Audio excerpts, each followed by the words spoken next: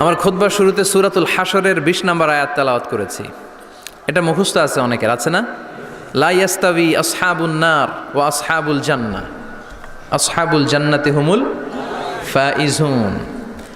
সূরাতুল হাশরের এই ২০ নম্বর আয়াতে আল্লাহ তাআলা বলছেন, যারা জান্নাতে যাবে আর যারা জাহান্নামে যাবে তারা কখনো সমান নয়। যারা জান্নাতে যাবে তারাই হচ্ছে সফলকাম। সুবহানাল্লাহ পড়েন। এখন সিদ্ধান্ত আপনার নিতে হবে, আপনি কই যাবেন, আমি কই যাব।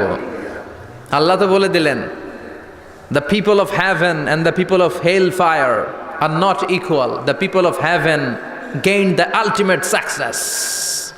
সর্বোচ্চ সফলতা অর্জন করেছে তারা, জান্নাতি হয়েছে যারা, ঠিক কিনা? সফলতার মানদণ্ড আল্লাহ কোরআনে অনেকগুলো দিয়েছেন।